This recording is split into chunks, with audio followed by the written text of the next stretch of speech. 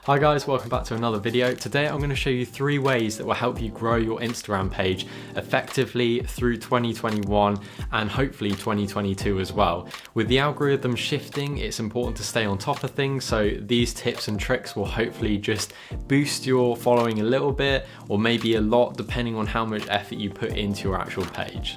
Also, just like to say, if you're watching this, I'm a photographer, so this is going to be about photography specifics, but it doesn't mean that you can't apply the same methods into your own brand if you want to understand actually how to grow your page.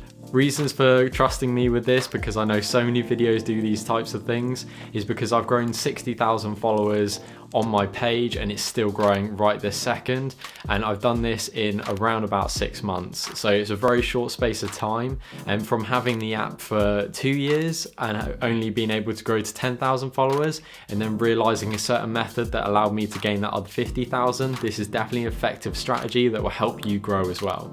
So the first thing you need to do when growing your page is think about your community. And what I mean by that is actually taking a step back and realizing that this is social media and you have to engage and you have to build that following by interacting with people who love the same things as you.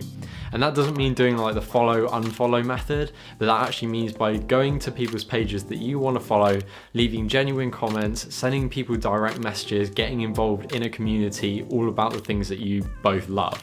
So for me with photography, I speak to loads of people on a regular basis and love to talk to them about how they do with their photography or their art and whatever they get up to, because I just find it really interesting to understand the type of market that I'm in and knowing where people are at that particular point and learning from them as well, and they might learn something from me, and it's just really good to engage and you actually get some really good friends out of this as well. So a strategy to get actually involved in that community is checking out hashtags. So what you need to do is actually go to hashtags that relate to it. So it may be, for me, that is creative photography, and find other photographers that actually have creative photos and a portfolio that I like, and then going and commenting on their stuff and actually understanding whether we could potentially engage and collaborate maybe in future, or you aspire to like be like their work, and just finding that particular niche that works for you. And hashtags are so important to keep on top of, because there was actually a strategy that was built by Gary Vee, and it was called the $1.80 method, but because I'm from the UK, I'm going to call it the £1.80 method. But you basically go and leave 20p on everybody's posts, and what I mean by that is leaving a comment, like, and something that's thoughtful in that comment on those top 9 posts for a hashtag.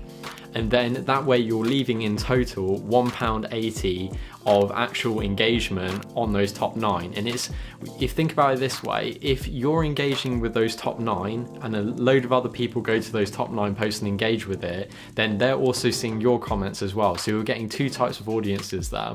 The one that's actually coming from the post itself, and the group of people that are engaging with it because it's come from maybe Explore or like their own audience and seeing you comment on it.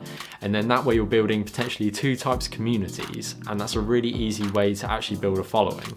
Okay, so now we've spoken about the community side of things, let's move on to how we can actually improve the hashtag method. So the way that hashtags work is, obviously if you get a lot of likes and a lot of exposure, then you're going to rank highly on a hashtag. It depends how your performance of the post does to actually land on a hashtag and get more following and more engagement from that. So if you're getting 10 to 20 likes a post, then you're going to struggle to rank for a hashtag that's had millions of posts every single day. If you're trying to rank for a niche hashtag, you'll find this method a lot easier, because you'll be able to get a few likes here and there, but also that there's some traffic because this is a developing hashtag. How you actually find these hashtags is the tricky part though, but you need to do the research and get involved in your community. So what you need to look at is posts that have done well on the niche hashtags that you might type in. So for instance, I'm typing in photography and realizing that other people might be typing in creative photography art, which is a bit longer. And then I will look at that hashtag and see which ones are performing best, and see which ones have groups of hashtags that I can also look at and see how well those perform. So it's kind of like a bit of a loop in terms of what you're doing. So you're looking for a hashtag, and then you're looking at other people's hashtags to find the niche ones, and then that you might have a very targeted group of hashtags that you could potentially rank for. Once you do that, you know that if there's traffic going to those hashtags because it's a popular one, then you might be one of the ones that actually starts to rank a bit higher. And that way that will impact your other hashtags as well. So if you get more increasing likes on there, then you know that when the ones that are slightly higher, say that have like maybe 50,000 posts for that hashtag, you know that you have a chance of actually ranking for those as well as gaining followers. The thing that I actually struggle with most is identifying how many hashtags to use. I've heard people that say just do 5, I've heard people do the whole 30, and it's actually, for me, a real mixture in terms of like actual response. I find that sometimes even on my analytics, I'll look and have a group of hashtags that I've used that are full 30, and then I'll go to the explore page, but then I won't even show analytics of me ranking for any of those hashtags. So the way that I really see it is that maybe stick somewhere in the middle. And I try to say between 15 to 20 is a good amount, because that way you're not going overboard and seeming spammy, but you're also covering a lot of ground in terms of what you can offer. And that means that you can also target a lot of niche hashtags where you can potentially rank for those and get followers from that community. So the last thing that we want to talk about is about Instagram Reels. And you need to listen carefully with this, because this is the secret in terms of how I actually grew my page.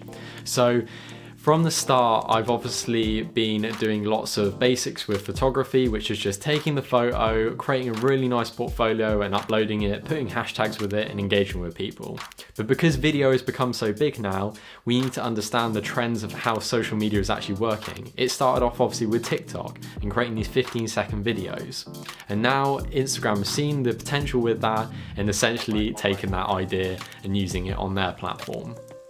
And what happens now is that actually there is a whole new opportunity for people to get exposure from Instagram Reels, because it's new to the algorithm and system, so Instagram want to promote it as much as possible. And even in a year's time, they're still going to want to be promoting it because they know that they're not ahead of the game, they're behind it. So the way to think about it is that when you're actually creating content, try to create some video content as well, because you'll find that those will perform a lot better than your actual photos. Now, I noticed a complete decline in my photo engagement compared to my video engagement. And I'll pop up on screen now some of my most viral videos and sort of screenshots of them, so you can see what I mean. But some of them have had like 2 million views, and I just couldn't believe the amount of exposure that's given me. And then how that affects my analytics is that I just have so many people and brands coming to my page to actually engage with me and asking maybe for collaborations or advice or wanting to understand how I did things. And it's totally possible for anyone to be in the same situation, but you obviously have to put in the effort with doing that. And Instagram Reels is so simple to set up with video content, but you just have to remember the reason why my videos might have done better than some others is because I know that people want to see quality and also the advice that I give as well. So I'm trying to do stuff that is obviously DIY and potential for anyone to actually do. And that's why that's been so successful, is because I know that people want to be able to recreate stuff as well. Instagram is full of creative people, and if they can recreate it in their own way or try something new, they're gonna try it.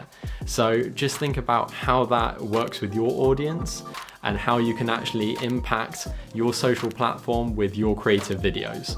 So that's it, guys. If you work on those 3 things, community, hashtags, and Instagram Reels, you are definitely going to be able to grow your page over time. It's not always going to be an instant thing. Everybody thinks that the key to success is if you can go viral overnight and just do it that quickly, but it's not. You're going to have to put in some work if you want it to be long lasting. And obviously, I like to give back to you guys and show you what I'm able to do, and hopefully you'll follow more of my content. So please remember to like and subscribe, and thank you for watching.